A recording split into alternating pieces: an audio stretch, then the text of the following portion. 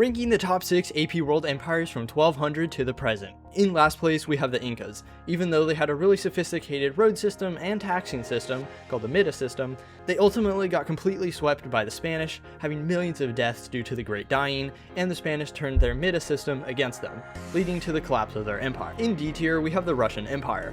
While it looks like they have a bunch of land, they kinda just took over a bunch of frozen wasteland that no one lives in. Also, quality of life, pretty bad in the Russian Empire. They taxed literally everything. Also, later on, they really lacked in industrialization, causing their economy to suffer and lots of starvations and death. And in C tier, we have the Tokugawa Shogunate. They weren't too bad, they weren't too great. They were kind of just chilling. They had the Edo period, which was a period of peace, so no real wars. I mean, they just kind of sat aside and were like, nah, we're gonna let everyone else fight. And in B tier, we have the Ottomans. They used their great bombards, which are basically giant cannons, to take over quite a bit of land. They definitely were incredibly impressive by holding their empire together for so long.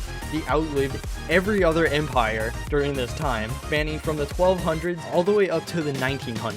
And in second place, we have the Mali Empire. They were insanely rich under Mansa Musa because of their mining and exporting of salt and gold.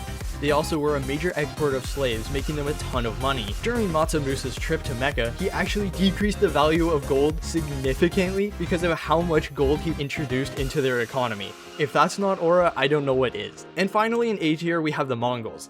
They were fearsome warriors that took over many empires during this time period. They were the only empire to successfully take over all of China, uniting it into the Yuan dynasty, which was the largest empire during this entire time period. Additionally, because of the amount of conquering the Mongols did, they created a period of peace called the Pax Mongolica, which led to significant cultural spread and diffusion during this time period because trade routes were made much more safe, such as the Silk Road and also the Indian Ocean trade routes. And that's how I'm